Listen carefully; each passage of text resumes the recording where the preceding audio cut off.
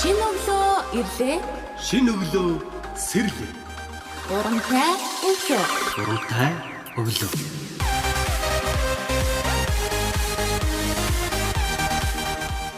Сонсогчдоо та бүхэнд өглөөний мэндийг хүргэе. Монголын радио өглөө хөтөлбөр урамтай өглөө нэвтрүүлгээр та бүхэндээ хүрч байна. За тэгэхээр энэ 7 хоногийг бид та өвлдөө бэлнүү гэсэн уриалгатад 7 хоног болгож байгаа. Үүнтэй холбоотой зочдыг нэвтрүүлэгтээ урьж хамтдаа ярилцж байгаа.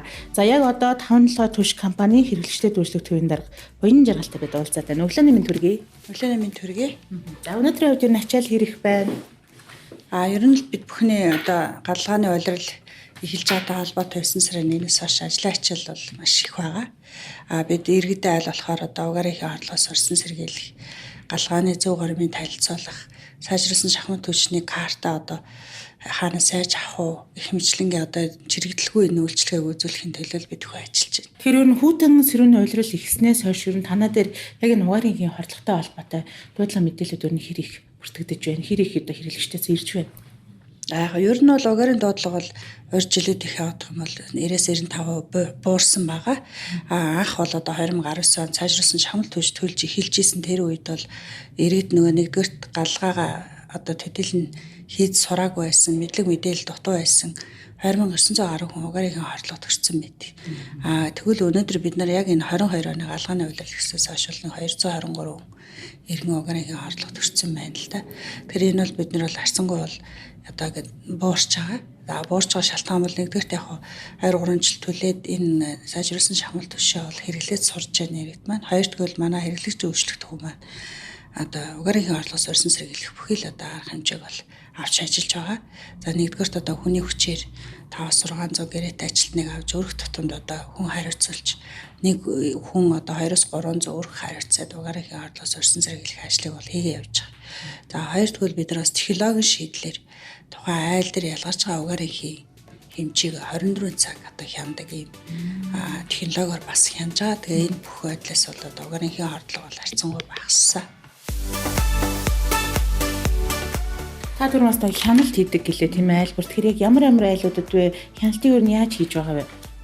Ерөнхийдөө энэ 197 мянган өрхөө бид нар бас тодорхой судалгааны дагуу судалж бас харьцуулт хийж ер нь ямар өрхүүд нь угаарын хордлогод өртөх юм эрсдэлтэй байна. Ямар нь одоо бас арай гайгүй байна гэдгээр нь ингэж ангилж үзсэн л дээ.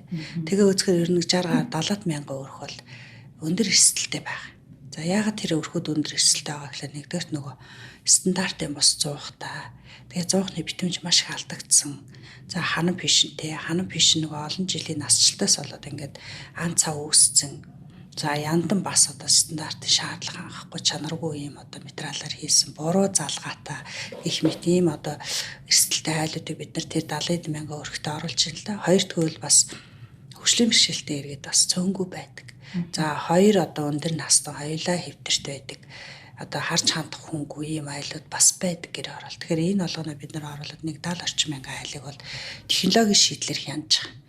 IoT технологийн тусалцаатаагаар тухайн айл дээр байгаа угаарын битрэгчдэр нь нэмэлтээр бид нар дамжуулагч суйрлуулад тэр дамжуулагч наашаа тэр айл дээр гарч байгаа мэдээллийг 24 цаг манай энэ хяналтын дэлгэцэнд өгдөг. Тэгэхээр энүүгээрээ бид нар бас нөгөө орсон сэргийлэх арга хэмжээг авчиж байгаа. Нийслэлийн агаар орчны бохирдолтой тэнцэх газар. Энэ бол Бат. Бат угаарын хийн хэрэгслийн талаар холбогдох байгууллагаас гаргасан заавар зөвлөмжийг ягштал биелүүлж, яндангаа тогтмол хөөлж, зуух бишингийнхээ битүүмжийг шалгаж, сайжруулсан шахмал түлшийг хэрэгэлдэг. Бас Бат угаарын хийн мэдрэгч төхөөрөмжнийхөө байнгын ажиллагааг шалгаж, гэртээ агаар сэлгэлтийг тогтмол хийдэг. Бат бол их хотын хариуцлагатай иргэн.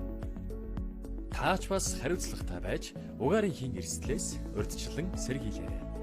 Нийслэлийн агаар орчны бохирдолтой тэнцэх газар.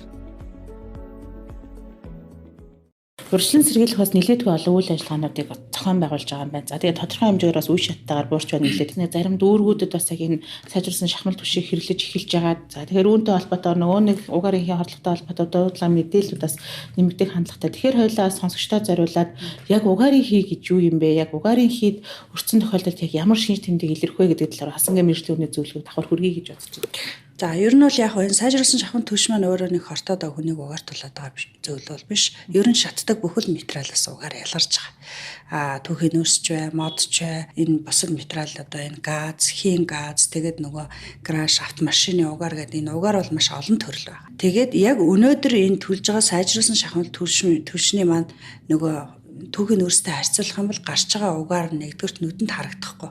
Утаа харагдахгүй. Хоёрдугаарт ингээ хамарт ерөөсөө юм одоо түүхийн нөөц чинь бол ингээд өмхийн үнэртэд мэдэгддэг те. За аманд мэдрэгдэхгүй.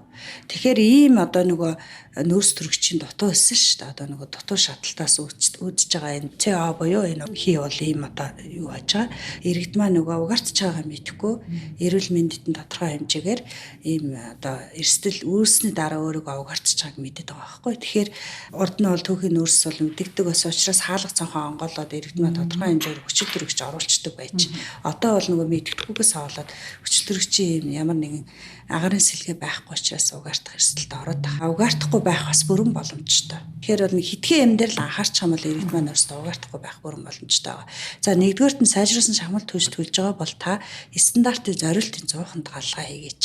Энэ нь бол одоо нөгөө утаагаа дахин шатаадаг ямар нэгэн гэмтэлгүй тэр стандарт хангасан тийм 100.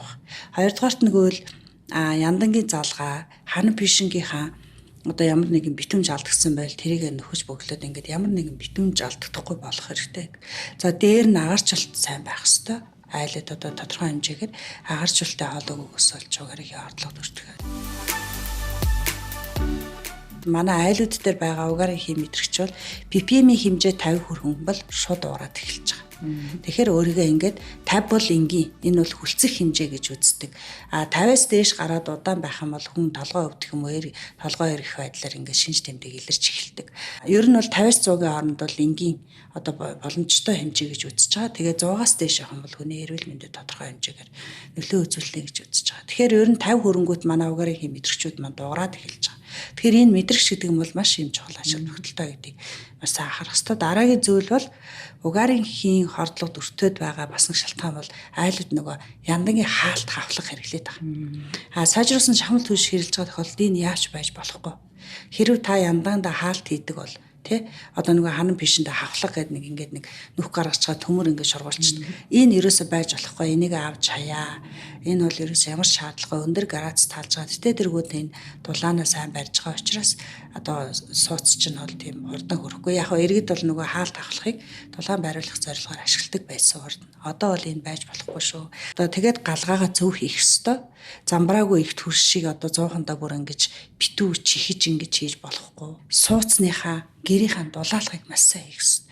Гэр сууц маань дулаан байж дулаан алдахгүй баг түлшээр одоо өвлийг авах юм боломжтой байгаа. Тэгэхээр дулаалгаа маш сайн хий, яндангаа маш сайн хөөл, манайхыг очиж хөөлнө гэж хараа суужж болохгүй. Манайх бол зайлшгүй үйлчлэгээ авах шаардлагатай байгаа. Тэр хоёулаа өндөр настай хэвтэрт байгаа. Тэр хөгжлийн бэрхшээлтэй одоо юуныхаа байшингийнхаа дээвэр дээр өөрсдөө гараад хөөлөх боломжгүй. Тэр зайлшгүй үйлчлэгээ авах шаардлагатай байгаа л өрхөт дээр бид нар очиж үйлчлэгээ үзүүлдэг шүү гэдгийг бас хэлмээр. Угарын хордлогонд гэртээ одоо хүрсэн тохиолдолд хамгийн түрүүнд ямар арга хэмжээгээр нах хэрэгтэй гэх юм бэ? Гэрийн нөхцөлд яах хэрэгтэй вэ? Та өөрийгөө угаарч байгааг мэдж байгаа л яралтай одоо агаар сэлгэлт хийх хэрэгтэй. Хаалгаа онгойлох, цонхоо нээх гэх мэт. Ер нь дараа нь бол хүмүүс нөгөө угаарч байгаа мэдэнгүүтээ гадаа гарах хэрэгтэй гэж ойлгоод байна. Тэгэхдээ шууд бас гарч болохгүй.